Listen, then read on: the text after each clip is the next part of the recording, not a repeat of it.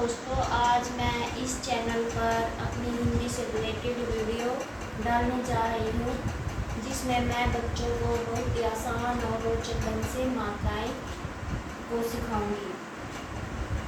चलो तो अब हम मात्राएं सीखते हैं। सबसे पहले आ की मात्रा सीखते हैं। जैसे कि अ की कोई मात्रा नहीं होती है, ये है बड़ा आ।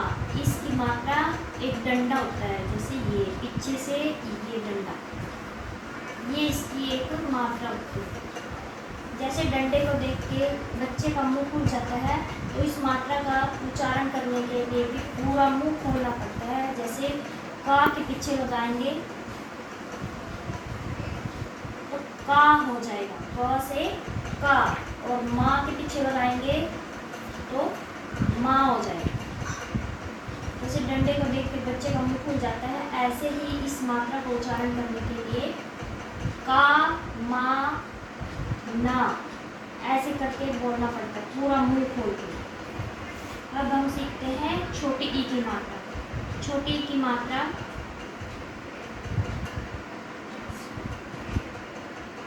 ये छोटी ई की मात्रा है।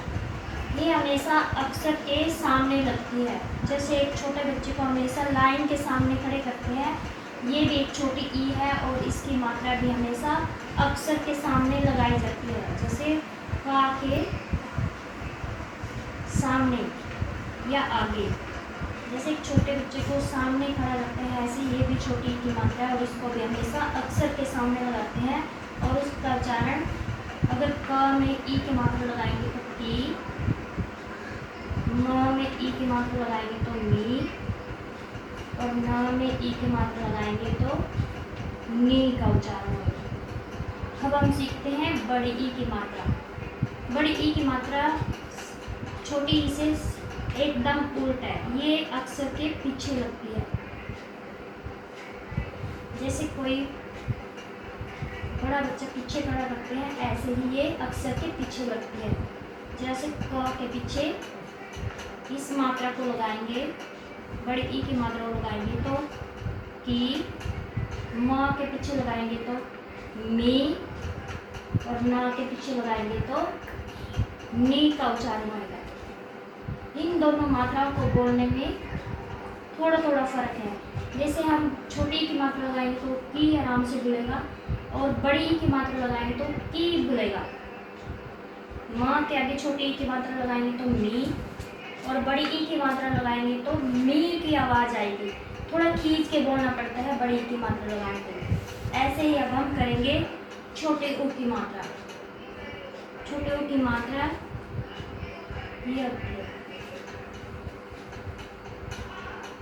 छोटे ऊ की मात्रा जब किसी अक्षर के आगे लगाई जाती है, नीचे लगाई जाती है, हमेशा छोटे ऊ की मात्रा अक्षर के नीचे लगती है।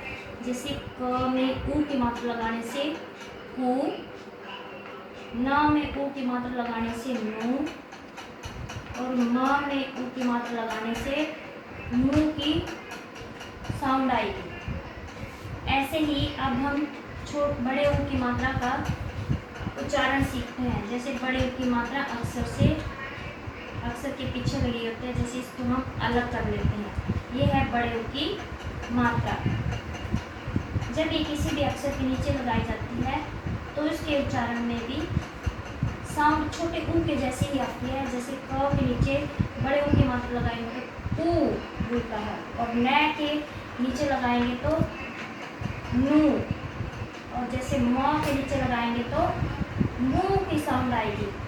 इनके उच्चारण में थोड़ा थोड़ा फर्क होता है। जैसे छोटे ऊ की मात्रा लगाने से कू, लेकिन बड़े ऊ की मात्रा जब लगाते हैं तो कू की आवाज़ आएगी। जैसे इसके पीछे उच्चारण करेंगे तो नू आसानी से बोला जाएगा, लेकिन इसको बड़े ऊ की मात्रा लगाने के लिए हमें थोड़ा डीप से जाना पड़ता है, जैसे नू बोलते हैं। करेंगे छोटी ए की मात्रा। छोटी ए की मात्रा ये होती है और ये हमेशा अक्षर के सिर पे लगती है। जैसे का के ऊपर लगने से के,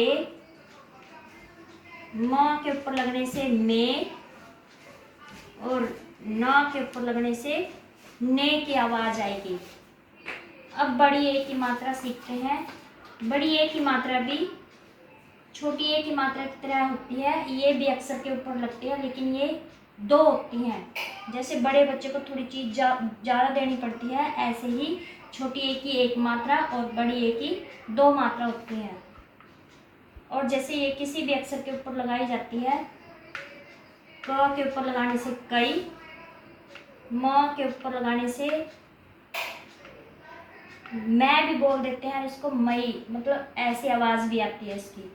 न के ऊपर लगाने से न की आवाज़ आएगी। अब हम सीखते हैं ओ की मात्रा।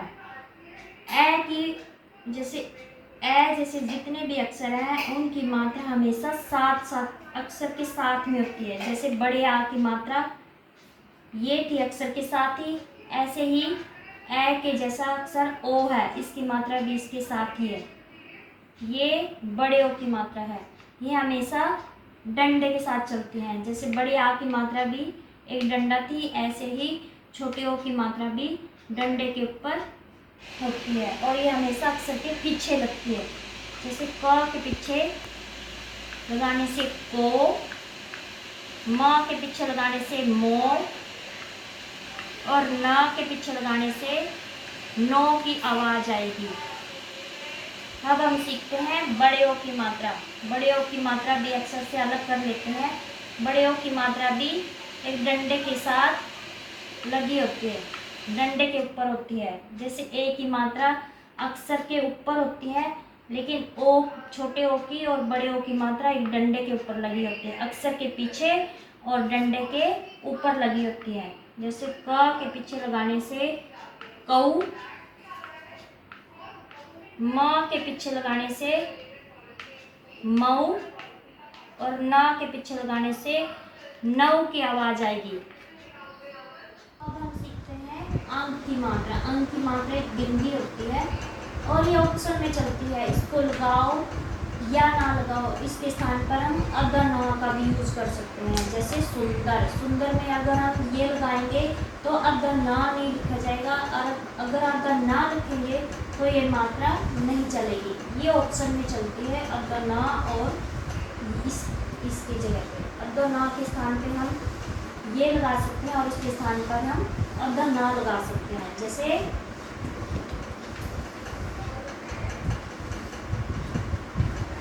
मैंने सुंदर लिख दिया, अगर मैंने अगर ना नहीं लगाना है तो मैं इस सुंदर को अंक की मात्रा का यूज दोनों तरह से कर दिया है। अगर हमें अक्षर में ना लगाना है तो हम ऐसे लगा सकते हैं, तो हम ये नहीं लगाएंगे। अगर ये नहीं लगाएंगे तो फिर ये ऐसे लिखा जाएगा अक्षर। मैंने दोनों ऑप्शन दिखा दिया आपको।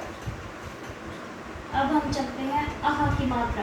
अह की मात्रा ये होती है, और ये अगर जहाँ ये गिने चुने अक्षरों में लगती है और जहाँ पे लगनी होती है ये जरूरी लगाते हैं। जैसे अतः, और जब इस मात्रा का यूज करते हैं तो है जैसी आवाज़ आती है। जैसे अतः, जैसे प्रातः।